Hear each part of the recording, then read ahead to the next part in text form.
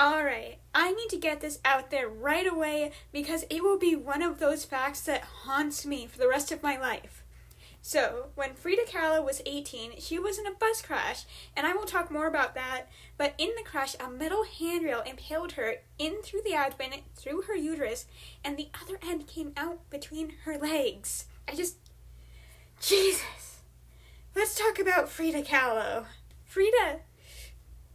Jesus. Magdalena Carmen Frida Kahlo y Calderon, sorry for butchering that, was born July 6, 1907 in Mexico City to Guillermo Kahlo and Matilde Calderon y Gonzalez, sorry for butchering that.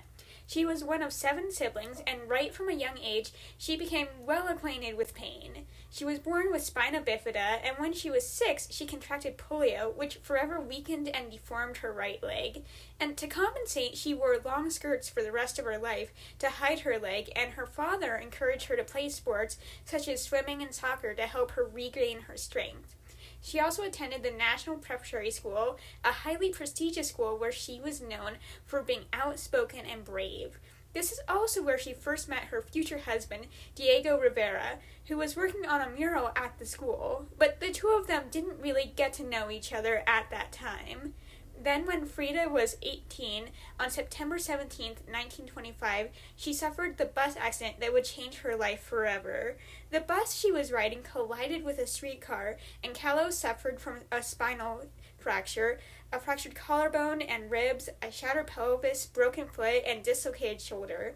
And I wasn't able to verify this, but I heard in one of the podcasts I listened to on Frida Kahlo that while she was laying on the side of the road, a bystander trying to help removed the metal pipe, and she screamed so loud they couldn't hear the ambulance over it. This is misery-loving company. I need other people to know this too. Oh, Jesus. Anyway, Frida Kahlo would never fully recover from her injuries. She spent weeks in the hospital and then months bedridden and stuck in plaster corsets. And it was during this time that, with the support of her parents, she discovered her love of painting. She began painting her casts and made her first self-portrait while she was recovering. Then, once she was healthy again, her new form of healthy, she joined the Mexican Communist Party, which is where she met Diego Rivera again, since he was also a party member. The two of them first met officially in 1928, then in 1929 they first married. And I say first married because they had a rocky relationship. Their relationship is best known for its volatile fights and extramarital affairs. Then in 1939, they divorced, only to remarry a year later and stay married for the rest of Kahlo's life. And Kahlo once said, "There have been 2 great accidents in my life. One was the train, the other was Diego. Diego was by far the worst." Their life together was also somewhat unstable due to Rivera's career.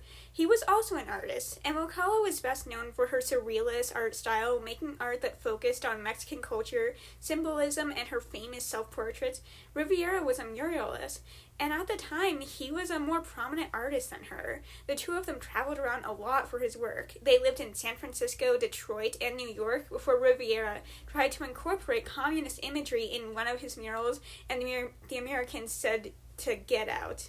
I say that like I'm not an American. So the two of them moved back to Mexico. To Mexico! And it was during this time that Kahlo suffered more pain. Over the course of her life, Kahlo suffered several miscarriages and abortions.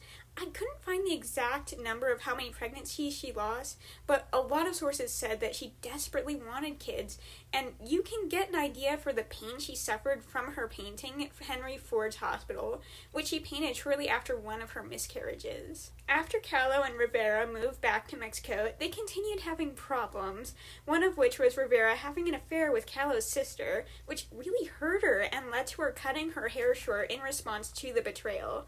But I do need to point out that she also had her fair share of affairs with men and women, many of whom were prominent figures like Leon Trotsky, who, if you remember from my Lenin video, Vladimir Lenin wanted him to be his successor, but he was overruled. And part of how she was meeting these more prominent people is because her art was finally getting recognized.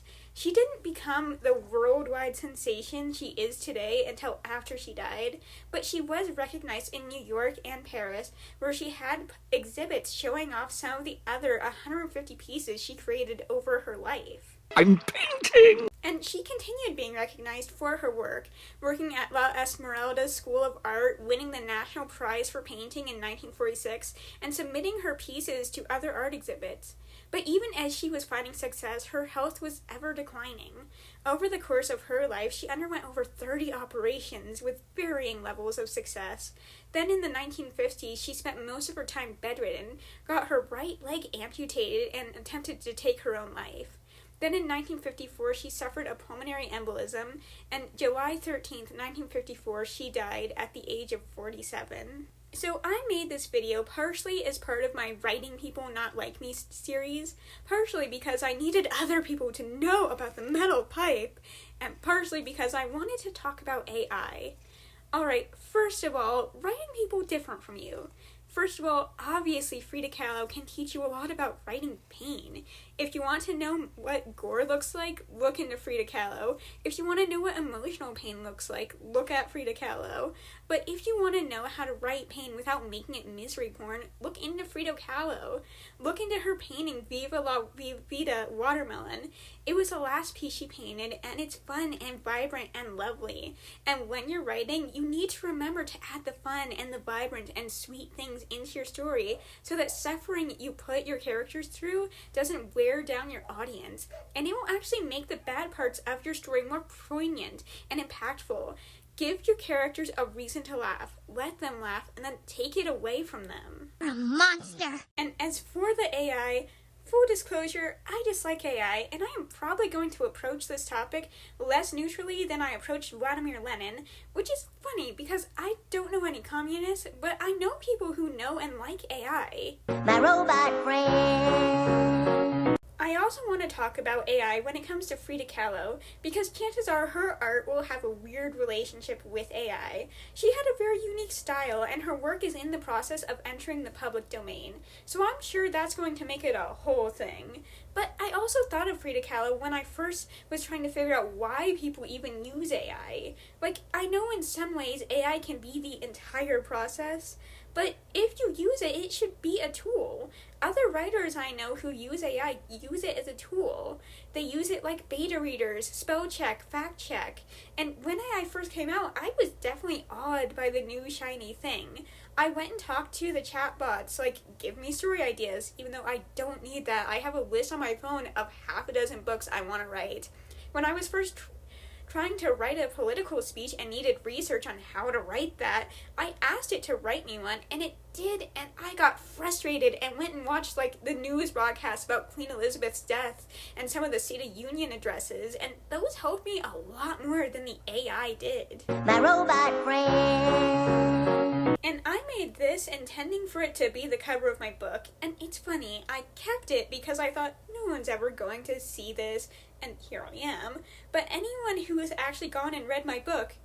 Wait. Hey! I interrupt this video to tell you about my book, Phantoms of the Inferno, a high fantasy story with elemental magic systems, evil kings, espionage, and mass extinction events galore. If that sounds interesting, you should read Phantoms of the Inferno on Scribblehub and Wattpad. I put up a new chapter every Sunday and have the links down in the descriptions. Now back to the video. Anyone who's actually gone and looked at my book sees that this is not the cover I used. And that's again because I got frustrated. This one I made on Canva. I spent hours getting the shade of red right, finding the font I wanted, going through the B art you can use. There's stuff you can use for free or stuff you can use if you have a paid membership. Canva is a great tool, better than AI, because yeah, I could have spent hours or days or 7 weeks writing in prompts to get exactly what I wanted, but this was so much less frustrating, and I felt like I had so much more control, and I am a control freak. And also, when I look at this, I feel pride. I spent a lot of time and effort making this. I feel nothing when I look at this one. Maybe shame somewhere under all the apathy. And that's wrong, because while I don't believe you need to experience immense pain to make good art, I think emotions are vital. It's sort of like your art is cooking, and the emotions are the spices. You need some of them, or else the recipe will be bland and bad. But what spices or emotions you put in are up to you. It doesn't have to be pain or suffering. It just has to be something. And AI can't add those spices in for you. Okay, come on, go! Cook! Cook! Cook! Cook! I thought of something else. I'm shoehorning it in. Alright, so we all know about YouTube censorship, how people have to say unalive to avoid getting demonetized, and that's because advertisers will clutch their pearls at certain things that seem too unpleasant to be mass marketable, and AI is so mass marketable. We've all seen, probably multiple times this hour, commercials for AI products, and that means AI will fall under the same or stricter censorship restrictions. If you want to write truly screwed up stuff, what the kids did after they defeated Pennywise, what the pipe did to Frida Kahlo, the abuse, assault, and gore, you have to write it yourself. What the AI will churn out, if it will even churn out the unpleasant stuff, will be too censored and clean and mass marketable to be real and impactful. And those things should be written, partially because sometimes they do happen, and sometimes because the message we get out of the horrible things are too important. Little Red Riding Hood had to be written. She had to get eaten by the wolf, and it's a story we have to read to little kids because it's an important lesson for them to be introduced to. Listen to your parents. Be wary of wolves, the literal and metaphorical ones. Wolf! Wolf! Wolf! And lastly, the thing that really made me stop, that halted my AI hate when I first saw it, was that it could make art more accessible. Because if that's true, then I would advocate for AI. But I just don't think that's true.